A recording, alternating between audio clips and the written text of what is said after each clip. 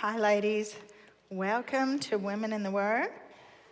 I'm Shelley Davis. I'm part of the Women in the Word teaching team, and I really can't even tell you what a joy it is to be here with such a great group of ladies studying the scriptures together. There's no place else I'd rather be on this day today. Now, many of you here today probably know the story of Corrie ten Boom. She was a Dutch woman who was actually imprisoned in a German prison camp during World War II for her efforts to hide and save her Jewish friends and neighbors from the Germans after they invaded her homeland of Holland. Now, Corrie grew up in a pretty devout Christian home, and in fact, her family had a great reverence and respect for their Jewish friends and neighbors simply because they were God's chosen people in the scriptures. When Germany invaded Holland and began to persecute all of their Jewish friends and neighbors, her father and Corrie's brother, who was actually a pastor, got actively involved in trying to save and hide their Jewish friends who were being drug off in droves by the Germans. But Corrie's own personal involvement in aiding and hiding her Jewish friends and neighbors only began after she witnessed a dramatic incident. One day when Corrie was in her father's watch shop, she witnessed across the street the Germans enter the shop of her Jewish friend across the street. They drug him out at gunpoint, threatened his life, and then proceeded to destroy every single thing in his shop, including all the money that his family had. That was in November of 1941, and it was in that moment that Corrie's life changed, because that moment challenged her Christian faith, and it launched her work with the Dutch underground resistance, and it led Corrie at great expense to herself and her family to save many Jewish lives. Now we're going to resume our story of Exodus this morning. And we're going to look at another dramatic moment, aren't we? You've been looking at it in your small groups. Another moment where God interrupts someone's life in order to accomplish his plans. We see that Moses this morning is living a pretty quiet life as a herder in Midian when God gets his attention. Not just to save a few of his Jewish friends and neighbors, but to save the entire nation of Israel. So let's look at Exodus chapter 3, beginning in verse 1 together. Now Moses was keeping the flock of his father-in-law Jethro, the priest of Midian, and he led his flock to the west side of the wilderness and came to Mount Horeb, the mountain of God. And the angel of the Lord appeared to him in a flame out of the fire in the midst of the bush. He looked, and behold, the bush was burning, yet it was not consumed. And Moses said, I will turn aside to see this great sight. Why is the bush not burned?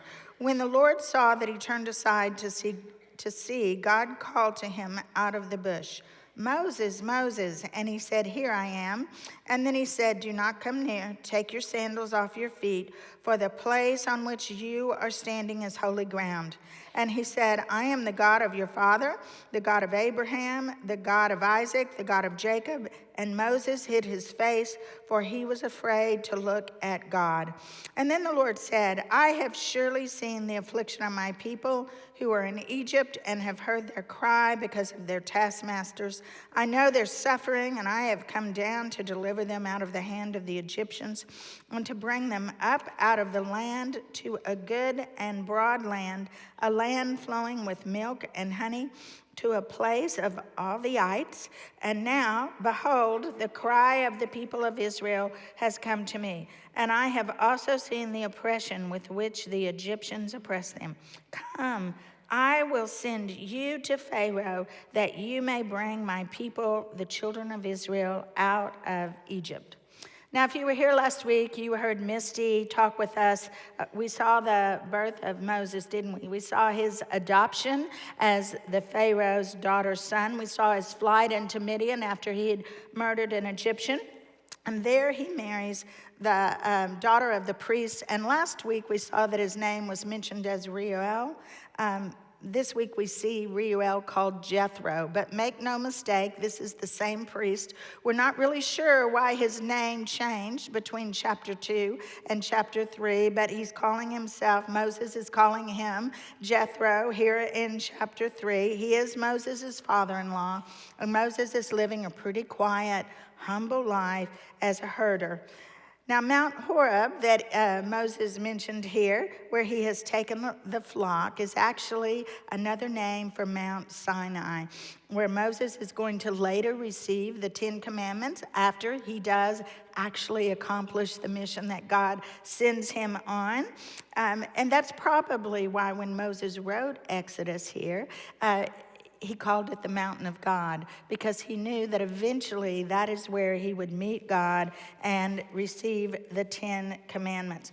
So as Moses hangs out with the herd here, he looks up and he sees a pretty astonishing sight. It's a bush that's burning, a thorn bush. But what's astonishing is that it does not burn up. When I was reading about this, I read several places that burning thorn bushes are not actually that unusual in the Sinai desert where Moses was, because the climate was hot and dry and arid. And these things would apparently spontaneously combust every now and then. But when that happened, they would burn up pretty quickly. It would be a flash fire. But this isn't a flash fire. And I have an idea that Moses watched it and watched it and watched it, and then decided, I got to get closer here and check this out. And as he does, God calls out to him. He actually calls Moses his name not once, but twice. Our God is a personal God. This is a great example of that. He reaches out to Moses and doesn't say, hey, you. He calls him by his name, because our personal God knows each and every one of our names, doesn't he?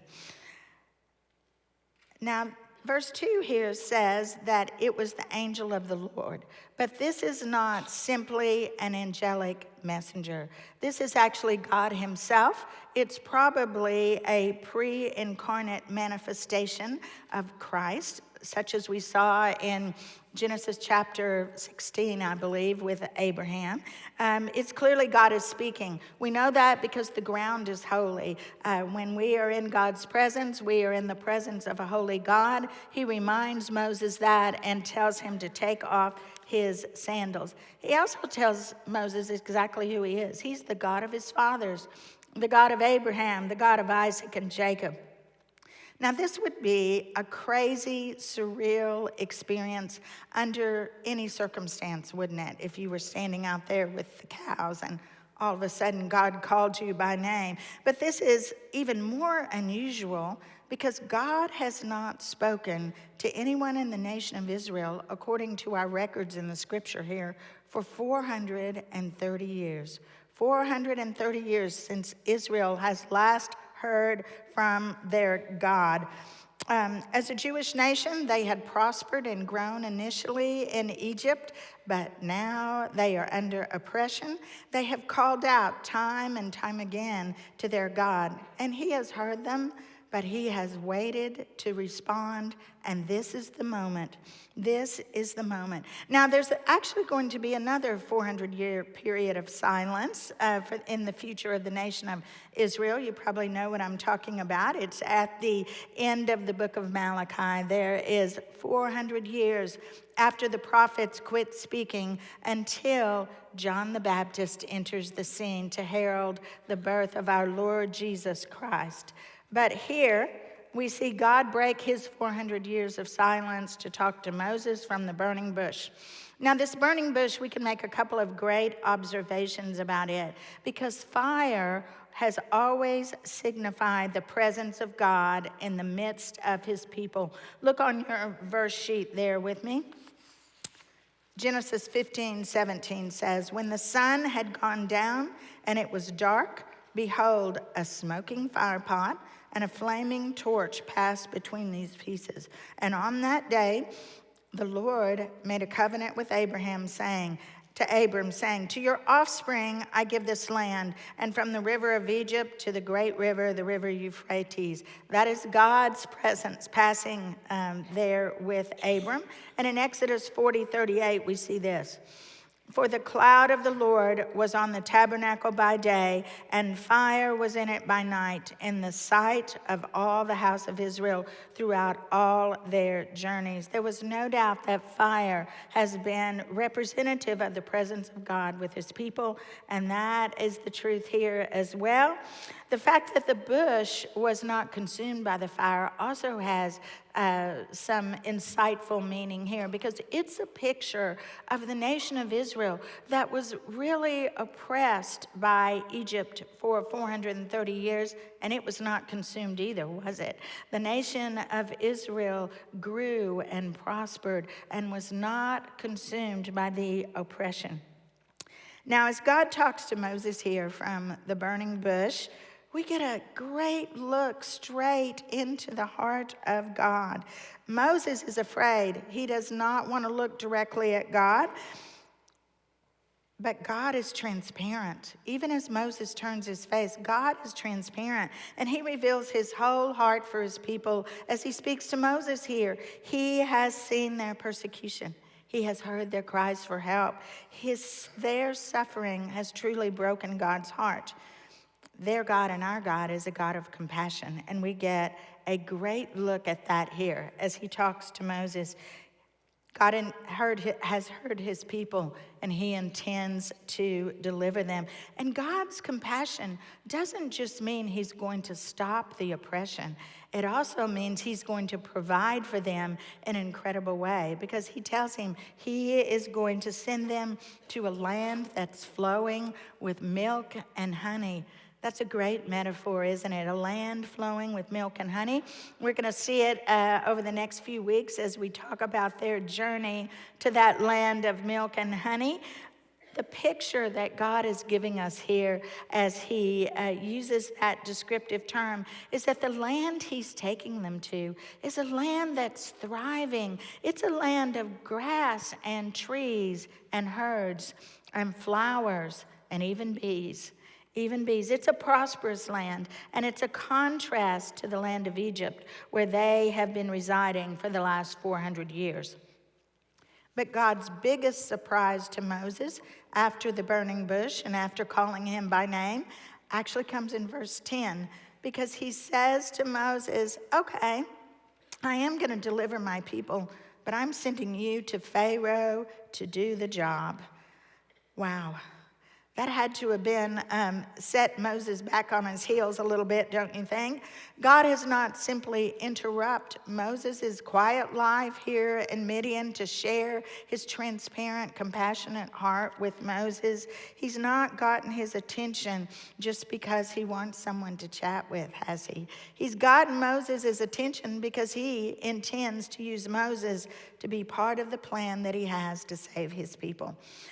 Now, it would seem, if you look at this text pretty carefully, that God contradicts himself here. Because in verse 8, he says, I have come down to deliver out of the hands of the Egyptians and bring them to a land flowing with milk and honey. And then in verse 10, he says, but whoa, wait a minute, I'm sending you to do that.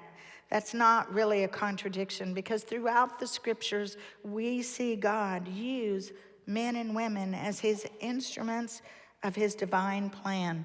You know, with one word, we all know, don't we? With one word, God could have taken care of Egypt, couldn't he? He could have just blown them away, and the Israelites would have been free to go wherever they wanted to go. I read one theologian that described what God is doing here with Moses pretty well. He said this: God ever speaks to men and works for men through the instrumentality of men.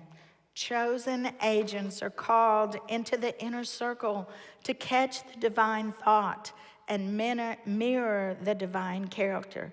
That's exactly the opportunity that God is giving Moses here, to enter that divine circle, to hear divine plans, to catch divine thought and mirror divine character. A great opportunity. So Moses' life as a herder is interrupted in order to be an instrument of God's plan and the rescue of his people. But I want you to take notice that in verse 10, even as he tells him to go to the Pharaoh, he's not mentioning any plan for Moses to be the one that ushers them into the land of milk and honey. It is going to be Moses that is the deliverer of Israel out of Egypt.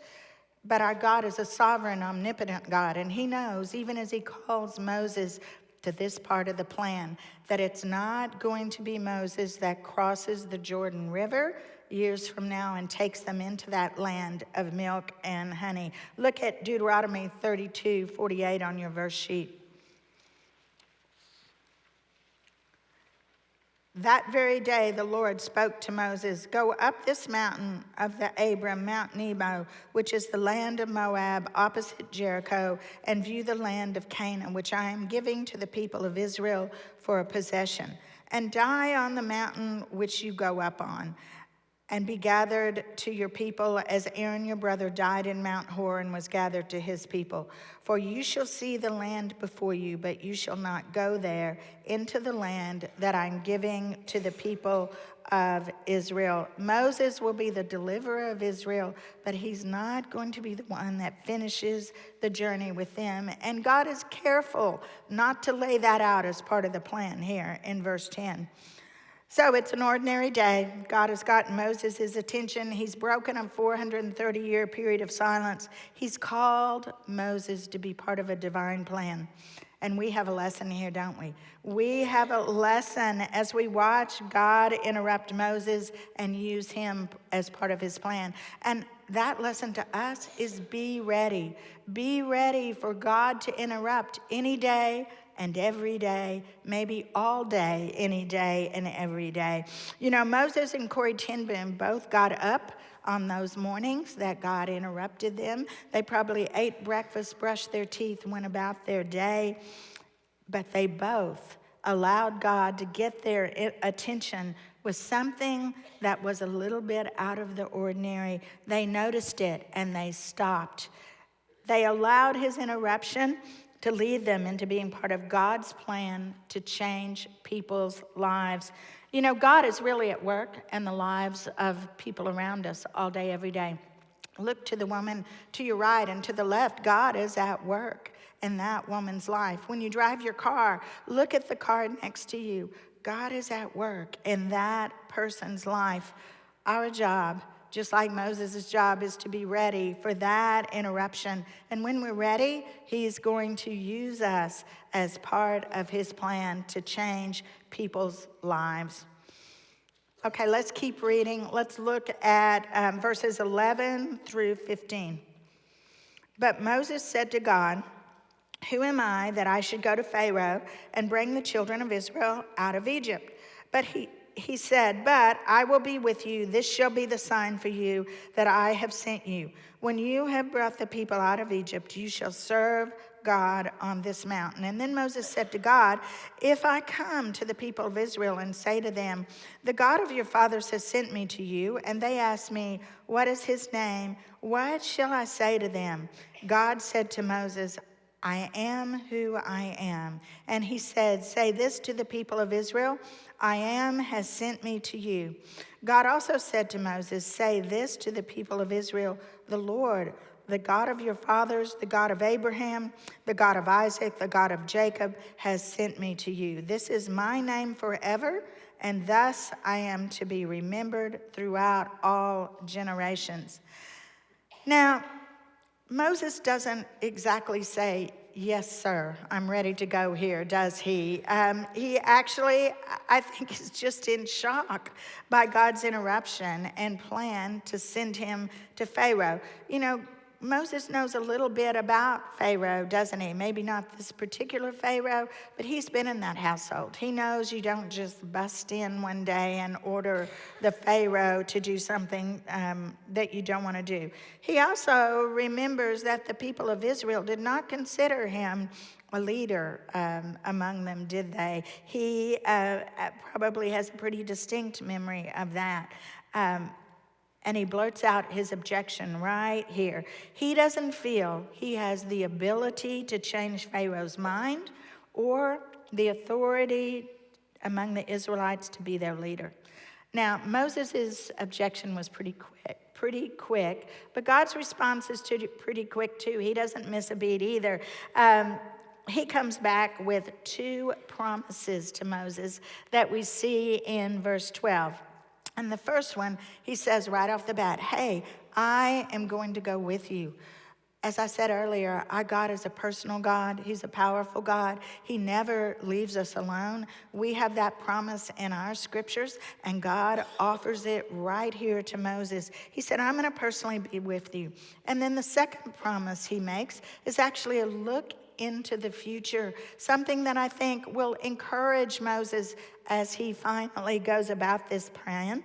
He promises Moses that someday he was going to return to that very mountain where God was speaking to him from a burning bush and worship him there once more.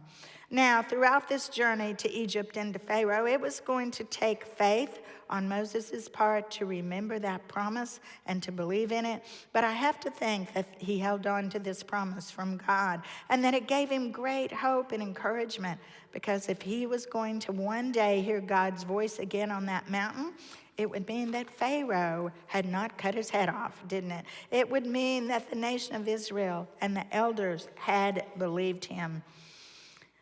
Now, since God hasn't spoken to the people for over 400 years, it's pretty understandable that Moses would think, they are not going to believe me. I've been gone for 40 years. I was never really a part of them. God hasn't spoken. Now I'm just going to come back in and tell them, you have spoken to me. So he wants to know what God's name is, what to tell them God's name is. And names were a significant thing in a Middle Eastern culture. God gives a couple of incredible responses here. And the first one that he gives is, he says, I am who I am. Now, we all know that's not a proper name. None of us have named our children, I am who I am. And God is not giving Moses a proper name here. What he's giving him with that is the nature and essence of who God truly is. He's self-existent. He's unchanging, he's eternal, he's boundless, he's timeless in duration. He's faithful and true to his promises, both now and forever, as Creator God. I am who I am. Speaks all of that to Moses about the nature and essence of the God he is speaking to. His God is an absolute, unchanging, eternal God. And these words provide the meaning for the next thing that the Lord says to Moses, which is, he says, I am the Lord. Now you're going to notice in your text right there in your Bible that the Lord is in all capital letters. And that signifies that this is the Hebrew translated, as we say it, Yahweh. It's YHWH in the Hebrew. We would speak it Yahweh. So whenever you see the Lord in capital letters in your Bible, you're going to know that is Yahweh. And God is giving meaning to Moses and the nation of Israel forever here, that he is the self-existent, boundless, eternal creator God. Now, there have been generations before Moses. If you're very detail-oriented and observant, you'll notice a couple of places back in Genesis where your Bible has the Lord in capital letters. Yahweh is used. But the full meaning of that is not given until God reaches in to take his people out of bondage in Egypt, and it's given to Moses right here. Deb's going to talk more about it when she comes up and talks to us in chapter 6 in a few weeks. Up until now, the nation of Israel has mostly known God by the name El Shaddai, or God Almighty. And occasionally they would call him Adonai before now. But now, from this moment always, they're going to know that their God is Yahweh, the self-existent, eternal God that will redeem them. The third thing that Moses learns here is one more time, God repeats himself, that he is the God of Abraham, Isaac, and Jacob. The Israelites for centuries now had been living among a pagan people, and that pagan people had worshipped countless gods all day, every day. And God wants Moses to convey he is the one true God, the God of Abraham, Isaac, and Jacob, the God of their fathers. Now, these 5 verses here are interesting because they begin with Moses saying, "Who am I that I should go and rescue your people?" Because Moses feels, and probably rightly so, inadequate, ill-equipped, and overwhelmed for what God is sending him to do here. But these 5 verses end with God spelling out for Moses his complete adequacy for any mission, anywhere, anytime, and certainly his complete adequacy for Moses on his way to Pharaoh. This is a truth for all of us, isn't it, ladies, to put in our hearts and our minds. It's not who we are. It's not who we are. We are Moses. We are inadequate. We are ill-equipped. We're overwhelmed for the things that God asks us to do in our lives. But it's who God is whenever we're accomplishing ministry. God did not pick Moses because he thought, hey, this is a guy that could outfox Pharaoh. He didn't pick Moses because as he saw him sitting all by himself with a cow in the Sinai desert, he thought, this guy's a great leader. He didn't think any of those things. God picked Moses because he was simply a man that God knew he could use and mold and display his power through. He was a man whose faith was going to grow as he depended on God's divine power instead of looking at his own inadequate, overwhelmed heart. Our job, when God interrupts our day, like we were talking about a few minutes ago, our job, when God uses us to change lives, is just like Moses.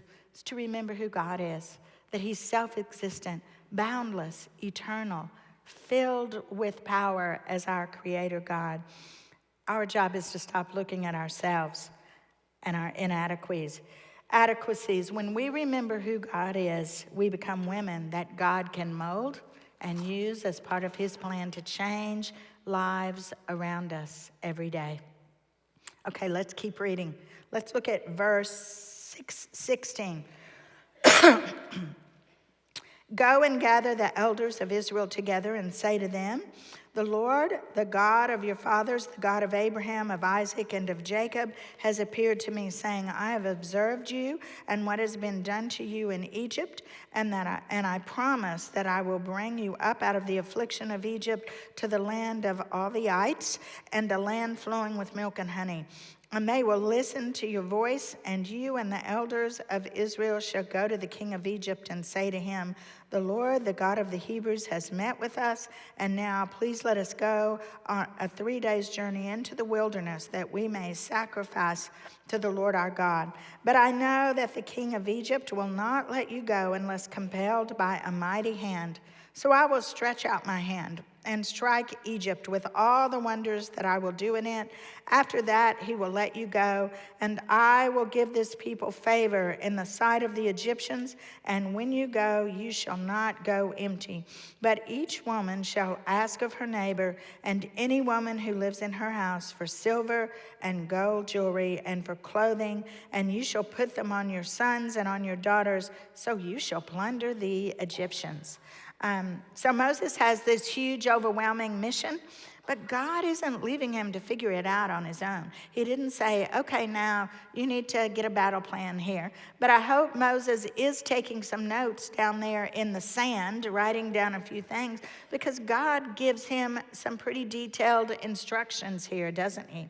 His first instruction is, of course, to go and gather the elders of the nation of Israel and tell them this story. Tell them that God has appeared to him in a bush that was not consumed by fire. He called him by name, and share what he has learned about God, that he is Yahweh, the self-existent, boundless creator God of their fathers.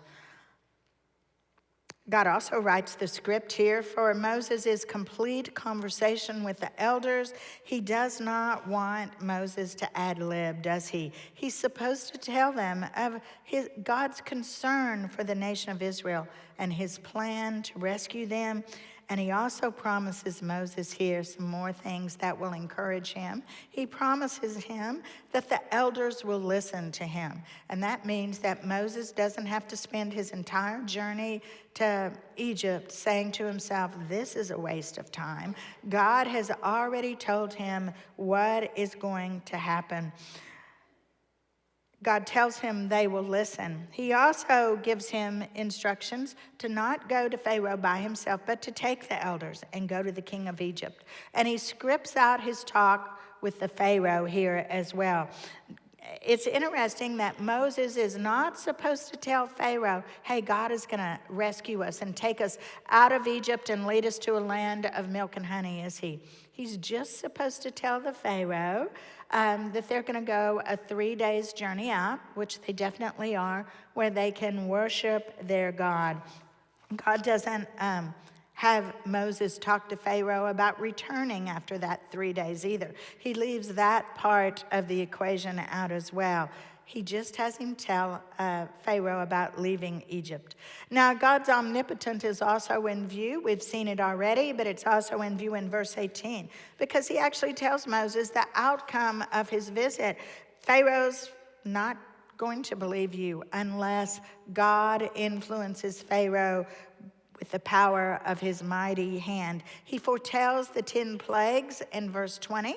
That's what he's talking about here when he says that he is going to use wonders that will strike Egypt. He also tells Moses about his divine favor. They are going to be wealthy because of God's divine favor. Now think back to me to Genesis. What happened when the nation of Israel entered Egypt? They had God's divine favor through Joseph, didn't they? And the Pharaoh opened up his storehouses and gave them everything they wanted when they came into Egypt. He gave them the land that they wanted. He gave them places to live in the fertile Nile Delta. He broke open the wealth of Egypt when they came.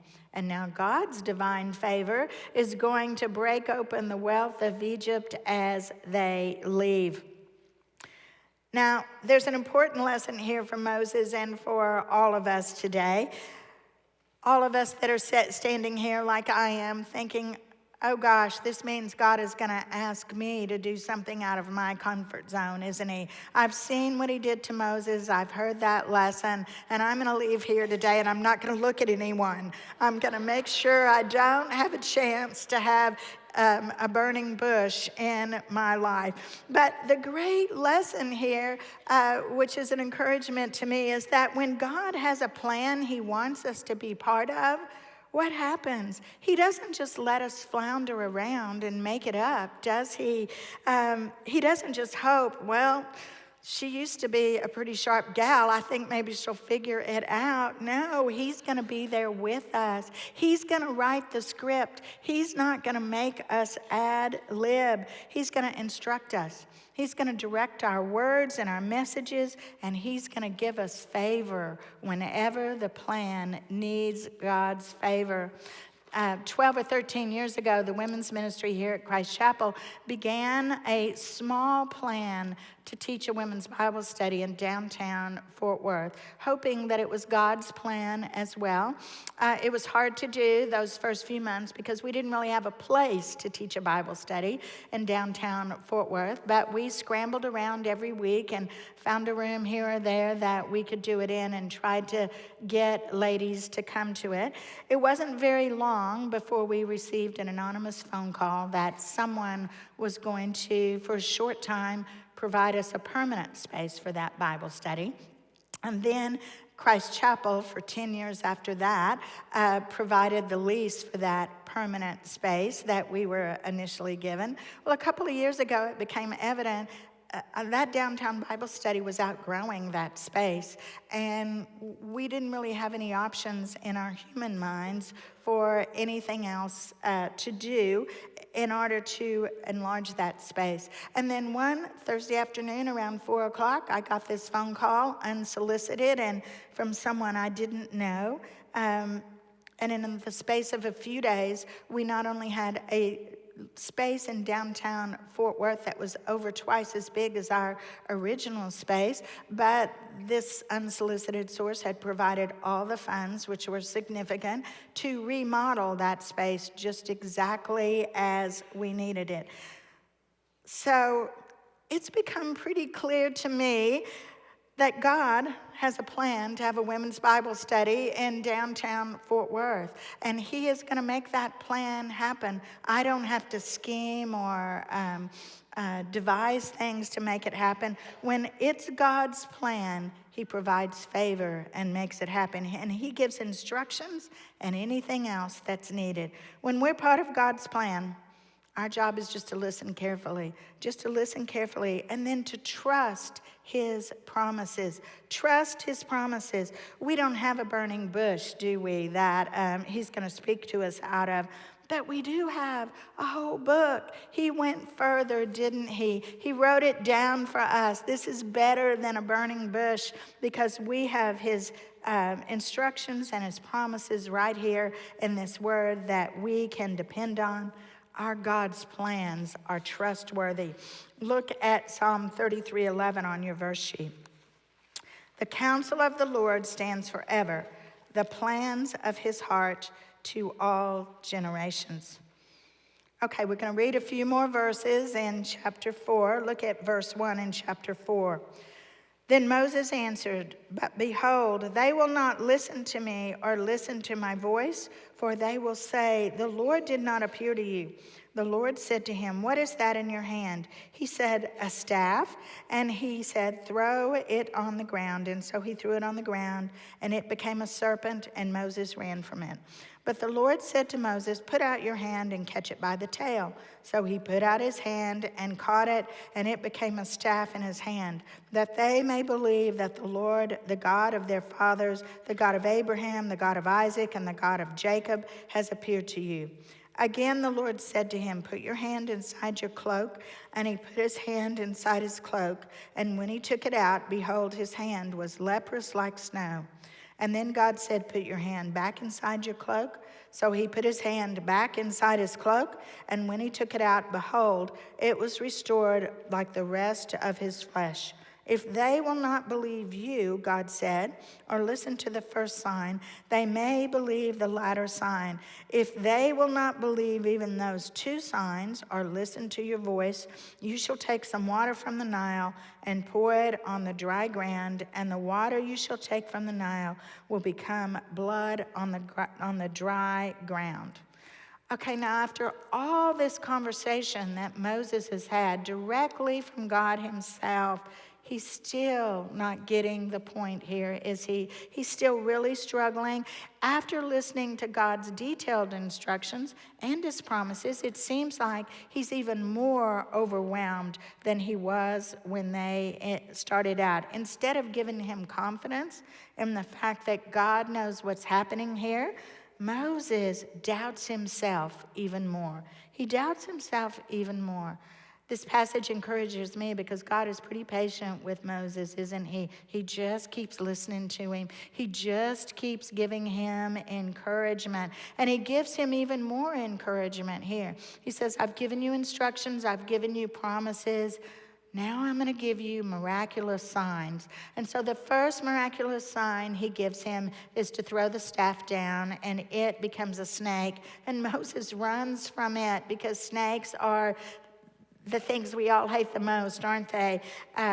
We see our first inkling that Moses has finally taken his eyes off himself here and places his faith on God when God tells him to pick up that snake, and he actually does it.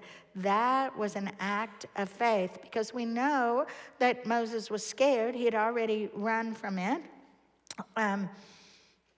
I'm not sure I could have done that. I'm not sure I could have done that. A few years ago, I really hate snakes. I know many of you feel the same way. We were at a prayer retreat a few years ago, and I had gone outside to light the campfire for us to sit around.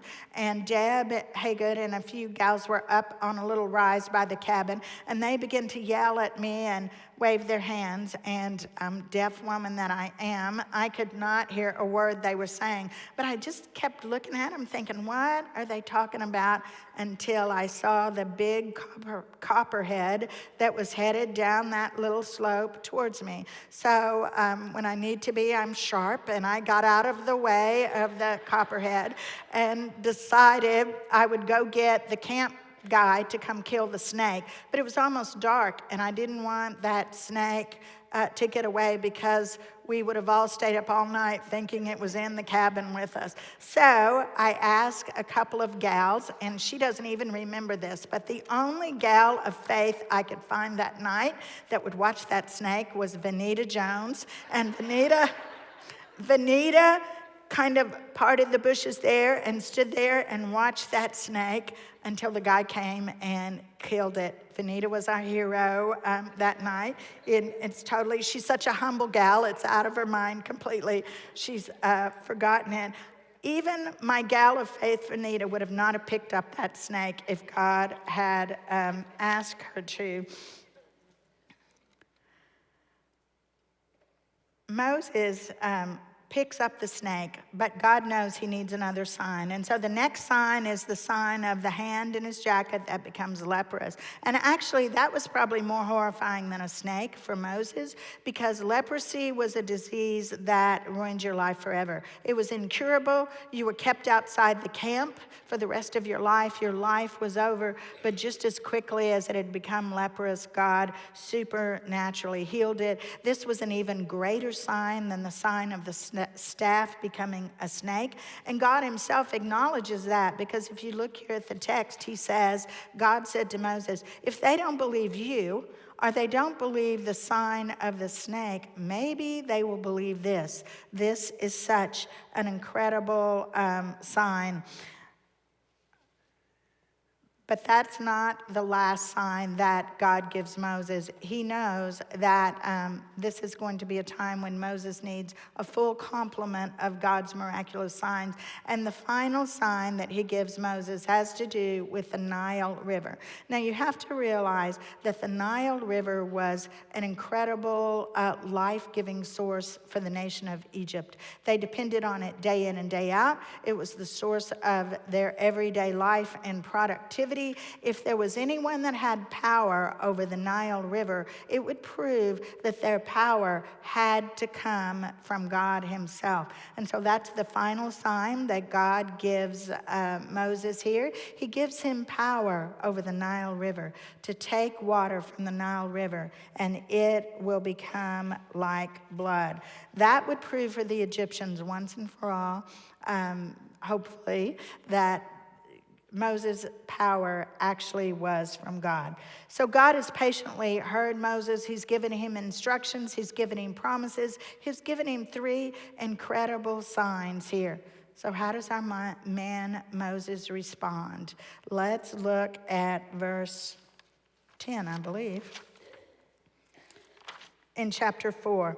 But Moses said to the Lord, O my Lord, I am not eloquent either in the past or since you have spoken to your servant, but I am slow in speech and of tongue. And then the Lord said to him, Who has made man's mouth? Who makes him mute or deaf or seeing or blind? Is it not I, the Lord? Now therefore go, and I will be with your mouth and teach you what you shall speak. But he said, "Oh, my Lord, please send someone else."